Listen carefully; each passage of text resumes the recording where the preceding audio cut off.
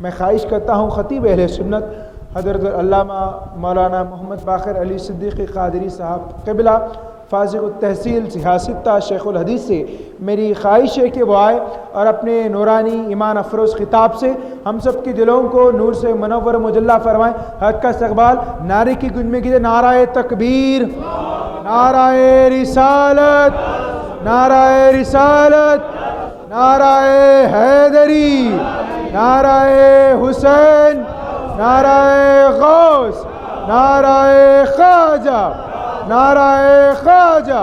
السلام علیکم ورحمۃ اللہ وبرکاتہ۔ الحمد للہ رب العالمین، والصلاة والسلام على سید الاولین والآخرین، نبی الانبیاء والمرسلین، وعلى آلہ واصحابہ ومن تبعہ بإحسان الى یوم الدین، اما بعد، فقد قال اللہ تعالی فی کلامہ القدیم، فاعوذ باللہ من الشیطان الرجیم، بسم اللہ الرحمن الرحیم۔ ذلك الذي يبشر الله عباده الذين آمنوا وعملوا الصالحات قل لا أسألكم عليه أجرا إلا المودة في القربى ومن يقترف حسنة نزد له فيها حسنا والله غفور شكور، صدق الله العظيم۔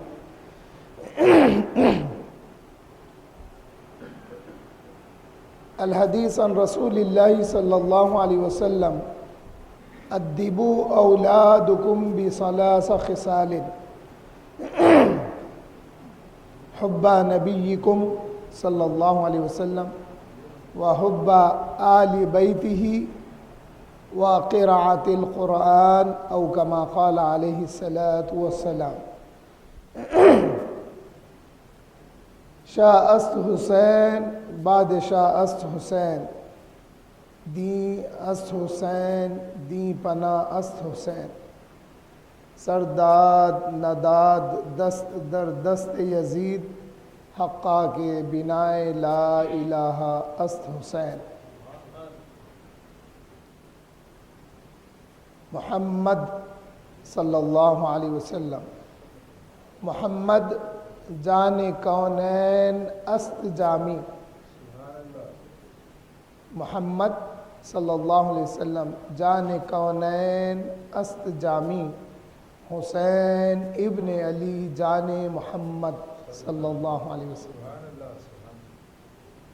حاضرین و سامعین، اللہ جل شانہ کا بڑا احسان ہے ہم پر کہ آج ہم ایک ایسی مجلس، ایک ایسے جلسے میں حاضر ہیں جس میں اہل بیت کا ذکر ہوگا، جس کے ذکر کو اللہ جل شانہ نے امت پر فرض کر دیا ہے۔ اہل بیت کی محبت، مودت امت پر فرض ہے، اس آیت کی روشنی میں جو میں نے پڑھا ہے۔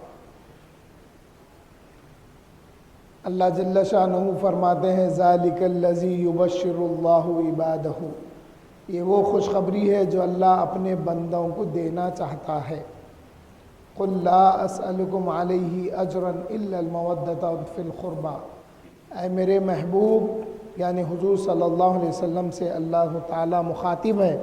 اللہ تعالیٰ فرماتے ہیں اے میرے محبوب آپ ان سے کہہ دو کہ میں جو کچھ تمہیں دیا ہے اس پر کوئی اجرت نہیں لیتا، مگر یہ کہ میرے قرابت داروں کے ساتھ مودت سے رہنا۔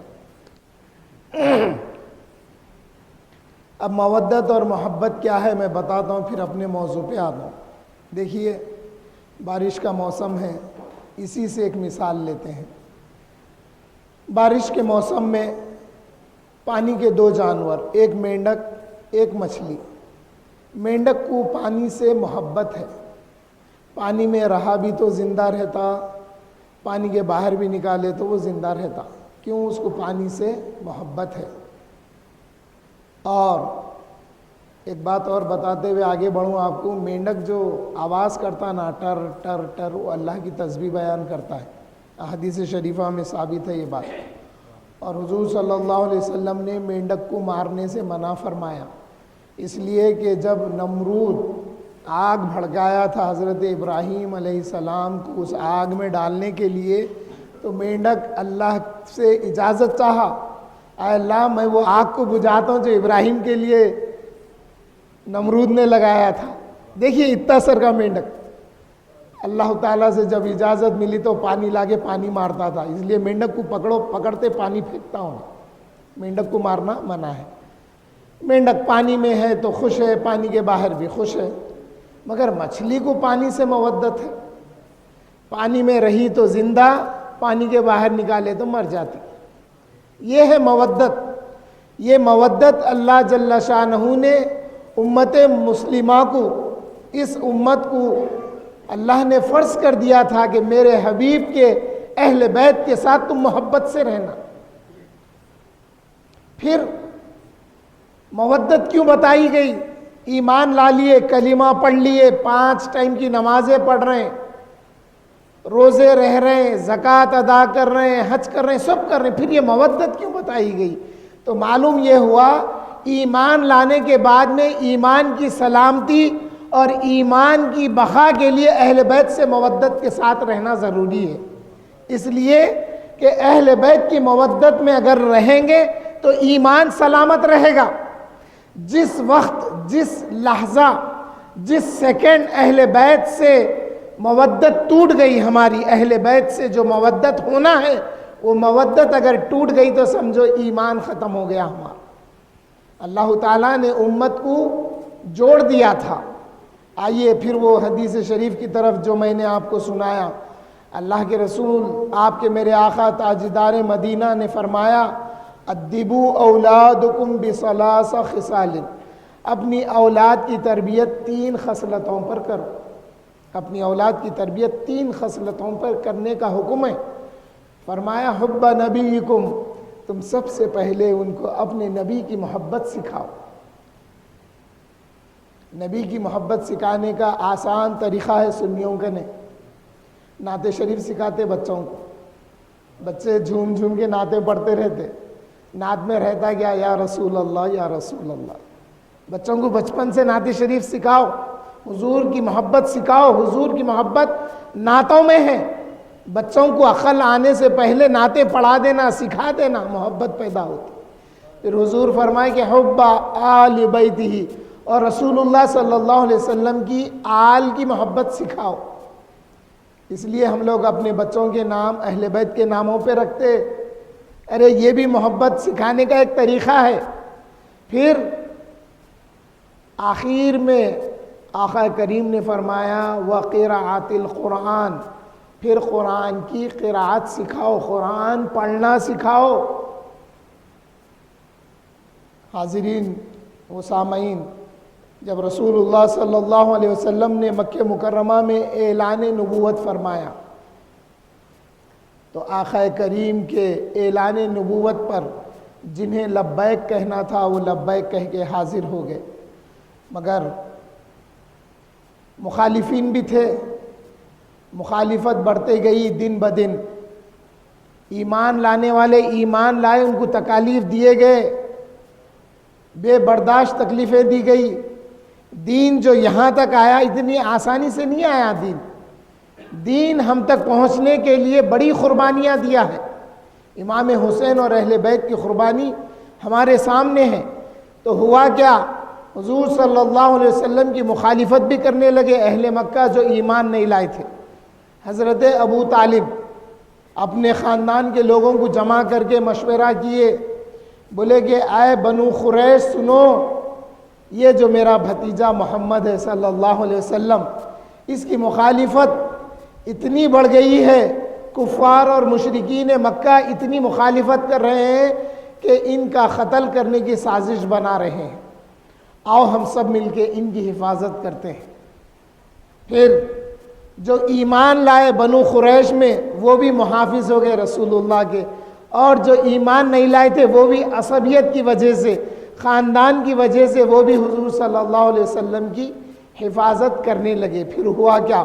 کفار مکہ حضرت ابو طالب کے پاس آ کے کہنے لگے، اے ابو طالب آپ اپنے بھتیجے محمد کو دین پھیلانے سے روکو اور ان سے پوچھو انہوں کیا چاہتے ہیں.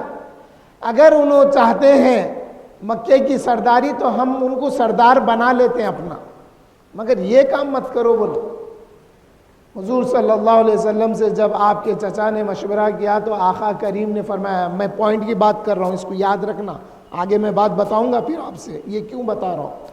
آقا کریم نے فرمایا، اے میرے چچا، یہ لوگ مکے کی سرداری کی بات کر رہے. نہیں چچا نہیں، اگر یہ ایک ہاتھ میں میرے سورج رکھ دے اور ایک ہاتھ میں میرے چاند رکھ دے تب بھی میں یہ کام سے باز آنے والا نہیں ہوں، تب بھی یہ کام اللہ کا رکنے والا نہیں ہے. اللہ کے حکم پر میں مامور ہوں. تو اس کا بدلہ تو کفار مکہ چاند اور سورج بھی دیتے تو آقا قبول کرنے والے نہیں تھے. پھر آئیے ہجرت کا حکم ہوا. آقا کریم نے اپنے صحابہ سے فرمایا، اے میرے صحابہ ہجرت کر کے مدینہ چلو. صحابہ کرام رضوان اللہ تعالی علیہم اجمعین مہاجرین مکہ بن کر مدینہ شریف تشریف لائے. کیا سمجھتے ہیں ہجرت بڑی آسان تھی؟ ہم حیدرآباد سے آ گئے، کیا ایسی ہجرت تھی؟ نہیں. وہ ہجرت کیسی تھی؟ جو بیوی ایمان نہیں لائی اس کو چھوڑ دیے. ارے ایک زندگی گزار رہا تھا، ایک زندگی گزار رہے تھے جن سے بچے ہوئے، بڑے بیوی کے ساتھ خوش تھے، مگر ایمان نہیں لائی. اللہ کے رسول کے حکم پر اس بے ایمان بیوی کو بھی چھوڑ دیے. جو بچے ایمان نہیں لائے آقا کریم پر، تو آقا کے حکم پر ہجرت کرنا تھا. جو بچے ایمان نہیں لائے ان کو بھی چھوڑ دیے.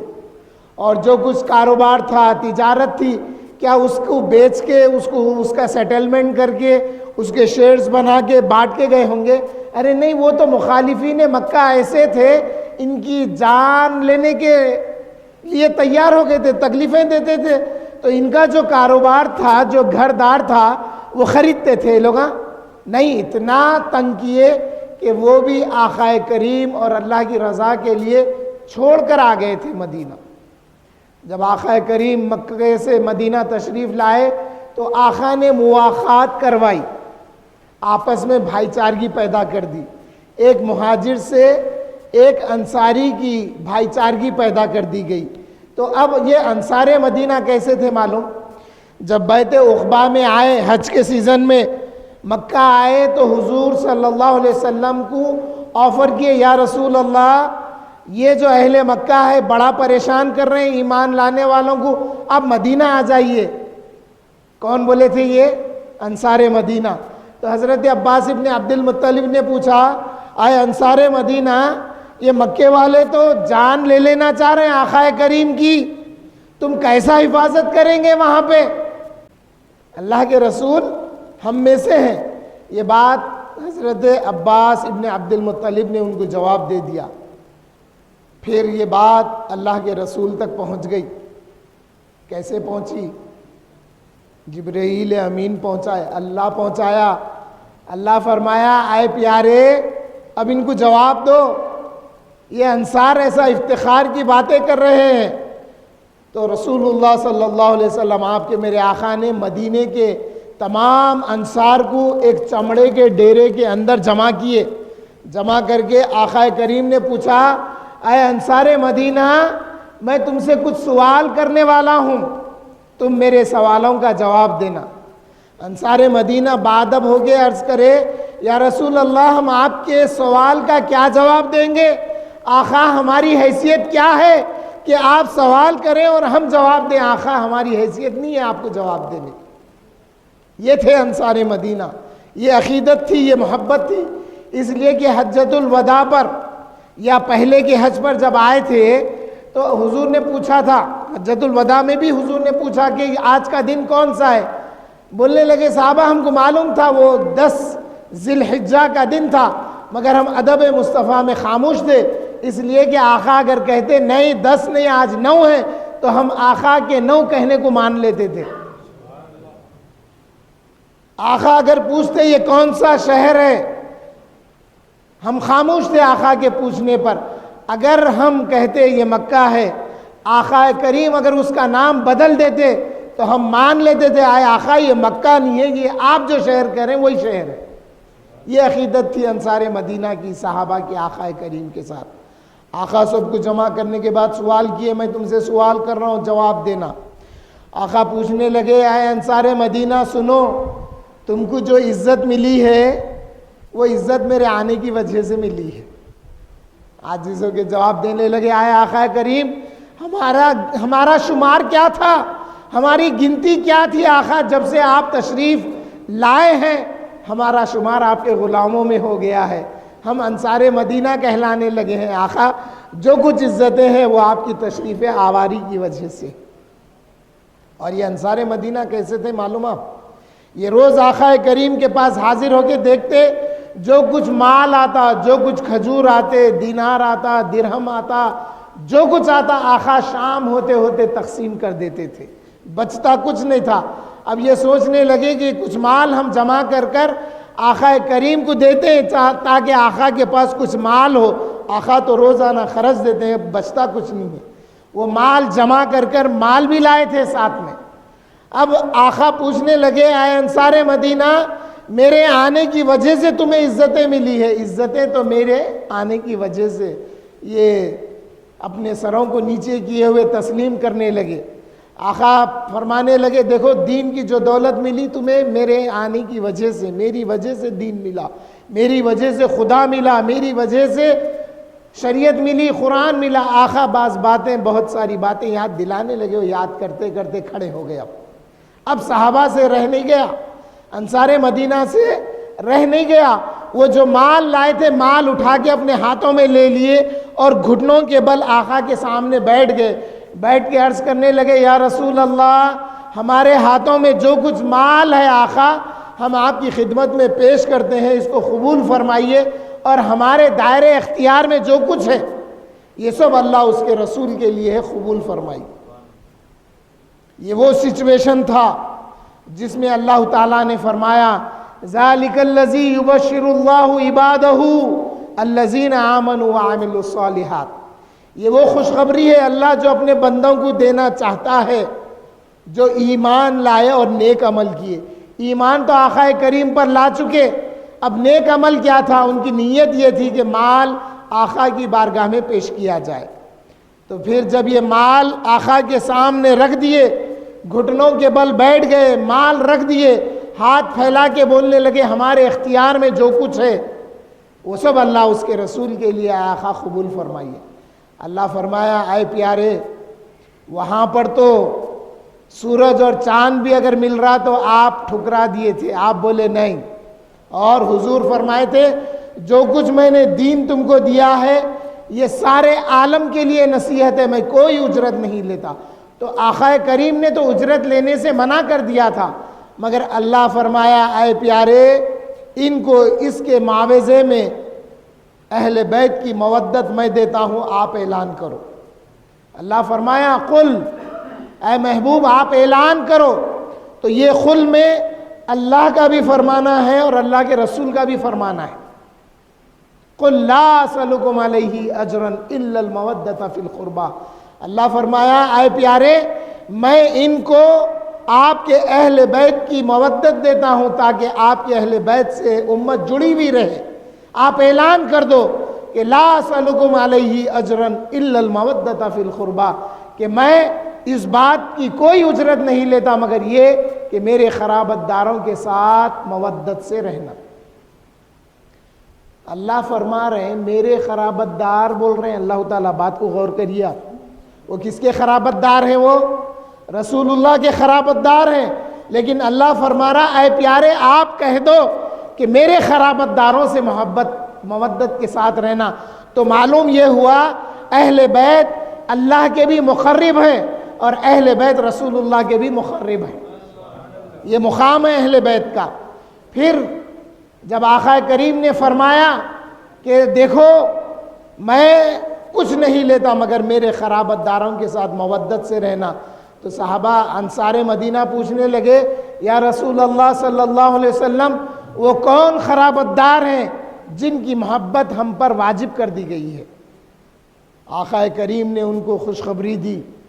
کون سی؟ یہ وہی خوشخبری ہے ذالک الذی یبشر اللہ عبادہ، آقا کریم نے فرمایا وہ علی ہیں، وہ فاطمہ ہیں، اور 2 ان کے شہزادے ہیں، یعنی حسن اور حسین ہیں۔ یہ خرابت دار ہیں جن کی محبت اور مودت کو اللہ نے امت پر واجب کر دیا ہے۔ حاضرین و سامعین، یہ مودت کے ساتھ ہمارا تعلق جب تک تھا، ایمان ہمارا بچا ہوا تھا۔ جب سے ہمارا تعلق ان سے کمزور پڑ گیا، ایمان کے ہمارے لالے پڑ گئے۔ اور پھر وہ حدیث شریف جس میں بتایا کہ آقا کریم نے فرمایا اپنی اولاد کی تربیت 3 باتوں پر کرو، ایک حضور کی محبت، پھر اہل بیت کی محبت، اور قرآن کی تلاوت۔ تو حاضرین محترم، اللہ تعالیٰ سے دعا ہے کہ اللہ تعالیٰ ہم کو اہل بیت کی مودت عطا کرے، ایسی مودت جو صبح قیامت بھی ہمارے لیے باعث نجات بنے۔ محبت نہیں، جب تک چرچا ہوا، جب تک کوئی محبت بیان کرنے والا ملا، محبت سن لیے، باہر نکلے، خارجی ملا، مخالفت کرا، انجان مارے، نہیں۔ مودت ایسی ہونا جو محبت یہاں پیدا ہو گئی وہ اس کا اظہار باہر ہونا۔ مودت کے اصول کیا ہیں، انشاءاللہ آفتاب خطابت سے آپ کو سننے کا موقع ملے گا۔ اللہ کی بارگاہ میں دعا کرتا ہوں کہ اے اللہ کریم، آپ ہم کو اہل بیت کی مودت عطا فرمائیے، اور اے اللہ ہم کو اہل بیت کی محبت بھی عطا فرمائیے، اور اے اللہ آپ ہمیں اپنا خوف بھی عطا فرمائیے، اور رسول اللہ صلی اللہ علیہ وسلم کی محبت بھی عطا فرمائیے۔ سبحان ربک رب العزت عما یصفون وسلام علی المرسلین والحمد للہ رب العالمین۔